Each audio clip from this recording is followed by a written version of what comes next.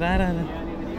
So ఈరోజు వర్కాలకైతే మేము ట్రైన్లో అయితే వెళ్తున్నాము. సో జనరల్ అయితే వెళ్ళడం వలన ఎక్కువ క్రౌడ్ అయితే ఉంది, కానీ 1 అవర్ జర్నీ కదా అని చెప్పేసి ఎక్కేసాము. సో ఫైనల్గా అయితే అక్కడి నుంచి అయితే వర్కాలు అయితే వచ్చేసాము.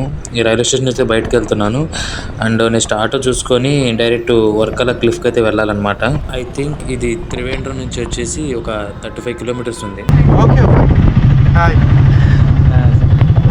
అన్న అయితే మనకు 150 రూపీస్ ఛార్జ్ చేశాడు. మంచి అఫోర్డబుల్గా తీసుకెళ్తాడు. థ్యాంక్ యూ అన్న. ఓకే నెక్స్ట్ కంటిన్యూషన్ పార్ట్ కోసం అయితే మన ఛానల్ అయితే ఫాలో అండ్ లైక్ చేయండి. వెజ్ నూడిల్స్, ఇది చికెన్ బిర్యానీ అంట. ఎంత వరస్ట్ ఉంది అంత వరస్ట్ ఉంది. మీరైతే మన స్టేట్లో తప్ప ఎక్కడ బిర్యానీ ట్రై చేయాలండి. ఓకేనా? ఒకసారి చూద్దాం నూడిల్స్ ఎలా ఉన్నాయి. నూడిల్స్ కూడా బాగాలేదు. రెస్టారెంట్స్ స్టైల్ అలానే ఉంటాయి, స్ట్రీట్ స్టైల్ లో ఉంటాయి స్పైసీగా. నేను ఎప్పుడు చూడలేదు రెస్టారెంట్ లో, ఎప్పుడు నేను తినలేదు నూడిల్స్. Noodles better.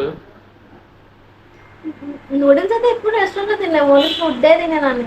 స్పైసీ ఉండదు నూడిల్స్ రెస్టారెంట్ లో. అసలు దీన్ని బిర్యానీ అంటారా? చెత్త బిర్యానీ ఇది. నిజంగా వాళ్ళే నువ్వు హైదరాబాద్ దమ్ బిర్యానీ పేరు పెట్టారు, కానీ వర్స్ట్ బిర్యానీ తీసుకొచ్చాడు కదా. దీనికి చికెన్ కర్రీ అయితే ఆర్డర్ చేసాము, వస్తుంది. చికెన్ దమ్ బిర్యానీ వచ్చేసి 150 రూపీస్, వెజ్ ఫ్రైడ్ రైస్ వచ్చి 140 రూపీస్. అదేంటి నాకు అర్థం కాదు, 10 రూపాయలు తేడా అంతే. నెక్స్ట్ అక్కడి నుంచి అయితే బయలుదేరి వర్కాల క్లిఫ్కి వెళ్ళే రూట్లో ఇలా ఐస్ క్రీమ్ షాప్ ఒకటి ఉంది.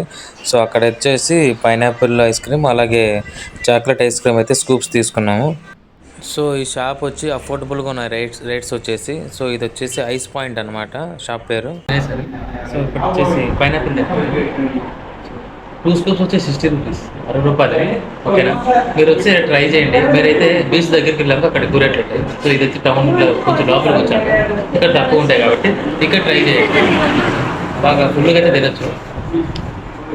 ఇప్పుడైతే మేము అక్కడ బిర్యానీ ట్రై చేసాం, సరిగా లేదు. నెక్స్ట్ పార్ట్లో ఏం జరిగిందో తెలుసుకోవడానికి వీడియోని లైక్ చేసి ఫాలో చేయండి గైస్.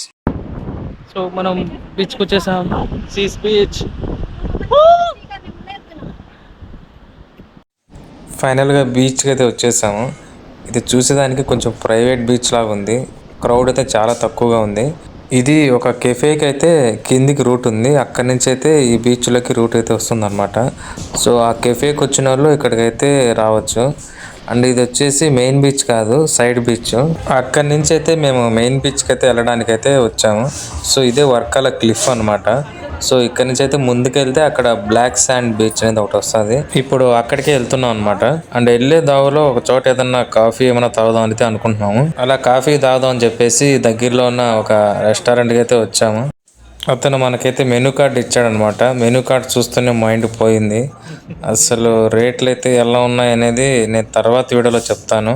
సో ఇంతవరకు ఇదే వీడియో. నెక్స్ట్ పార్ట్ కోసం మన ఛానల్ని లైక్ అండ్ ఫాలో చేయండి గైస్. మా వాళ్ళు ఇప్పుడే మెనూ కార్డ్ని తిరిగేశారు, వాళ్ళకేం అర్థం కావట్లేదు. ఫేస్లో చూసారా కన్ఫ్యూజన్.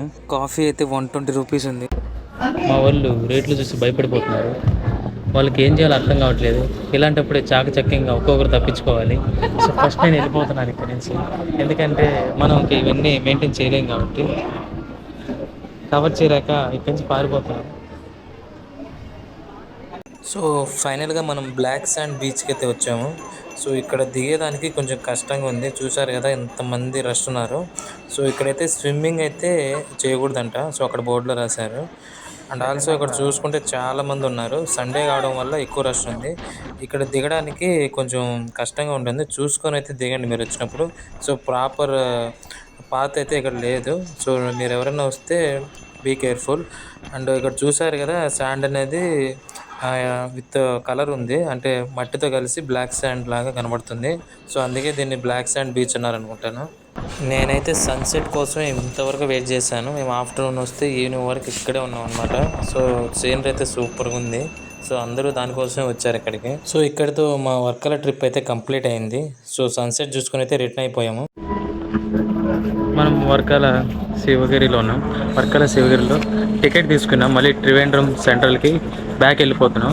సో అరౌండ్ 30 రూపీస్ పడింది పర్ పర్సన్కి. సో అది వర్కాల ట్రిప్ కంప్లీట్. బీచ్ ఇంకేం లేదు చూసేదానికి అక్కడ. సో మీరు ఈసారి వచ్చేటప్పుడు క్యాష్ క్యారీ చేయండి. సో ఇది గైస్ ఈ వీడియో. సో నెక్స్ట్ వీడియోలో వచ్చేసి నేను కన్యాకుమారి ట్రిప్ని అయితే కంప్లీట్ చేస్తాను. సో అక్కడ ఉన్న ప్లేస్ అయితే ఎక్స్ప్లోర్ చేసి మీ ముందు ఉంచుతాను. సో మన ఛానల్ అయితే లైక్ చేసి ఫాలో చేయండి గైస్.